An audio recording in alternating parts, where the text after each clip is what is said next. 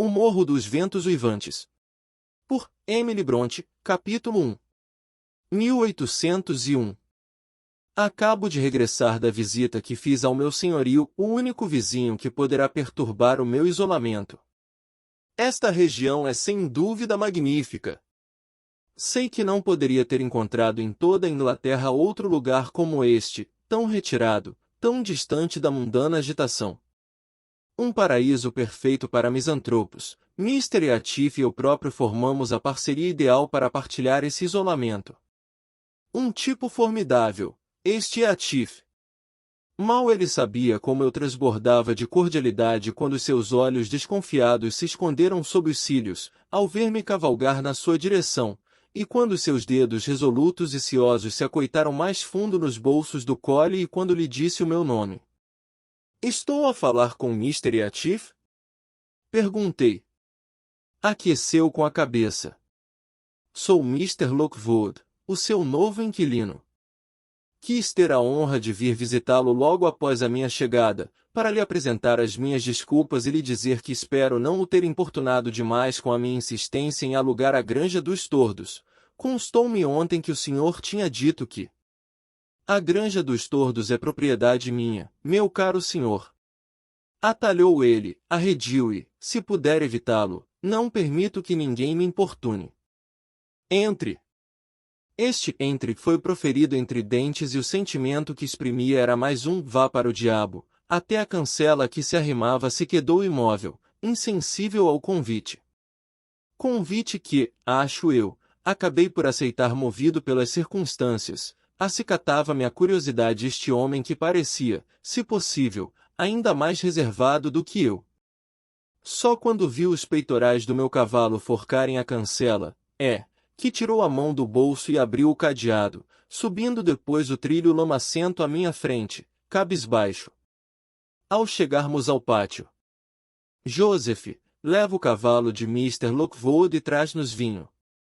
A criadagem está reduzida a isto, certamente, pensei eu, ao ouvir a ordem dupla. Não admira que a erva cresça por entre o lajedo e as sebes tenham de ser podadas pelo gado. Joseph era um homem já de certa idade, melhor dizendo, já um velho, bastante velho até, se bem que de rija têmpera. Valha-me Deus! Resmungou, com voz sumida e enfadada, quando me segurou o cavalo, ao mesmo tempo que me fitava com um ar tão sofredor que eu, caridosamente, imaginei que ele devia precisar da ajuda divina para digerir o jantar e que aquele piedoso arrazoado nada tinha a ver com a minha visita inesperada. Alto dos Vendavais é o nome da propriedade onde Mr. Atif vive, nome da tradição local, só por si revelador da inclemência climatérica que o lugar está exposto durante as tempestades. Ar puro e vento revigorante é coisa que não falta a quem vive lá no alto. Adivinha-se a força das nortadas que varrem as cristas das penedias pela acentuada inclinação de alguns abetos raquíticos que guarnecem as traseiras da casa e pelo modo como os espinheiros do cercado estendem os seus braços descarnados todos na mesma direção, como se a implorarem ao sol a dádiva de uma esmola. Afortunadamente, o arquiteto teve visão suficiente para construir a casa sólida. As janelas estreitas foram escavadas fundo na pedra e as esquinas protegidas por grandes pedras em cunha. Antes de transpor a entrada principal, detivei-me a admirar as figuras grotescas que ornamentavam profusamente a fachada, concentradas sobretudo à volta da porta, sobre a qual, perdidos num emaranhado de grifos e meninos despudorados, consegui lobrigar uma data. 1500 e um nome Areton e Archa. Bem me apetecia tecer alguns comentários e pedir ao sorumbático proprietário que me fizesse uma breve história do lugar, mas a sua atitude junto à porta parecia exigir que, das duas uma, ou entrasse sem detença ou me fosse de vez embora, e longe de mim a ideia de lhe aumentar a impaciência antes de poder apreciar o interior. Entramos diretamente para uma sala sem passarmos por nenhum vestíbulo ou corredor, a sala comum, como aqui lhe chamem. Inclui geralmente a cozinha e a sala de estar, mas creio que no alto dos vendavais a cozinha teve de ser transferida para outra parte da casa, pelo menos, ouvia-se lá para dentro um grande burburinho de vozes e o bater de tachos e panelas. Também não detectei na enorme lareira quaisquer vestígios de assados ou cozinhados de panela, nem vi pendurados nas paredes os reluzentes tachos de cobre ou os passadores de folha. Numa das paredes de topo, a luz e o calor das labaredas refletiam-se em todo o seu esplendor nas grandes bandejas de estanho e nos canjirões e pichés de prata que, em filas alternadas, subiam até as telhas dispostos num enorme louceiro de carvalho.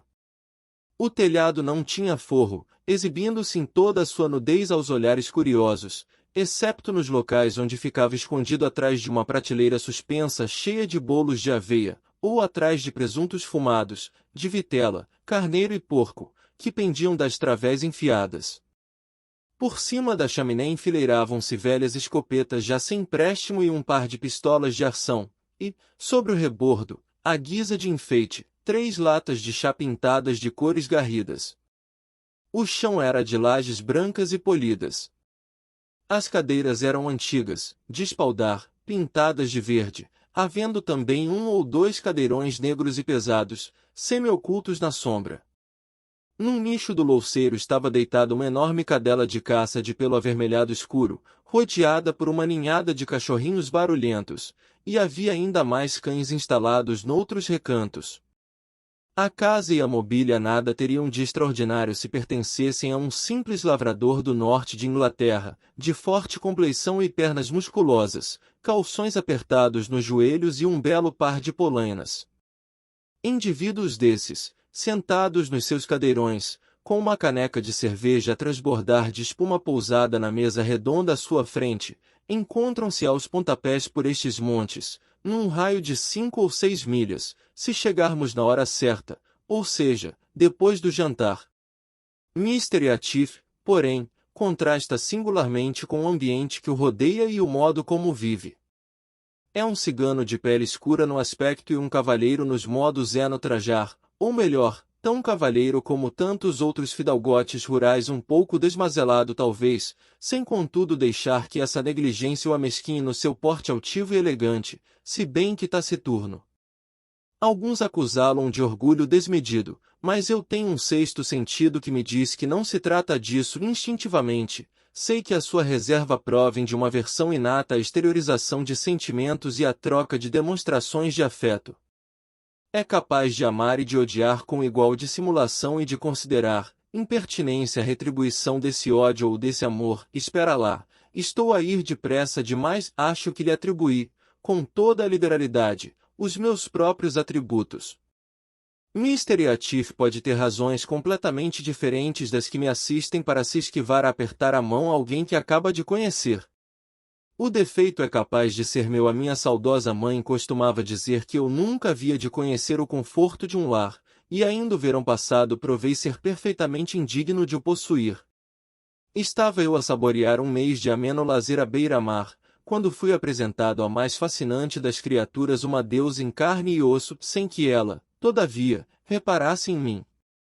Nunca lhe confessei abertamente o meu amor, mas, se é verdade que os olhos falam, até um idiota teria percebido que eu estava perdidamente apaixonado. Finalmente, ela acabou por entender e devolveu-me o olhar com o olhar mais terno que se possa imaginar. E que fiz eu?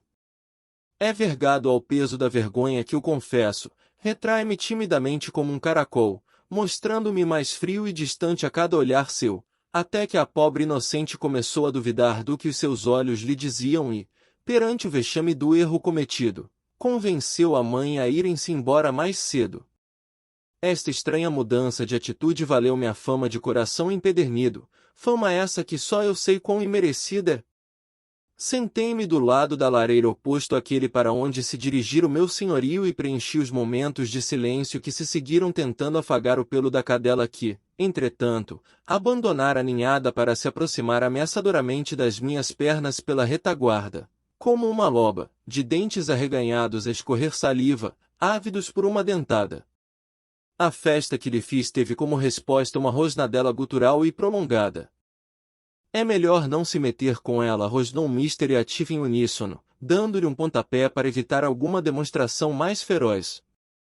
Ela não está acostumada a afagos, nem é cão de estimação. Depois dirigiu-se a passos largos para uma porta lateral e chamou de novo. Joseph! Joseph respondeu qualquer coisa lá dos confins da adega, mas, como não dava sinais de subir, o patrão resolveu ir ter com ele e desapareceu pela escada abaixo, deixando-me na companhia da temível cadela e de mais 2 cães ovelheiros, de pelo hirsuto e ar de poucos amigos, que com ela ansiosamente vigiavam todos os meus movimentos. Sem vontade nenhuma de entrar em contato com as suas presas afiadas, deixei-me ficar sentado, muito quieto.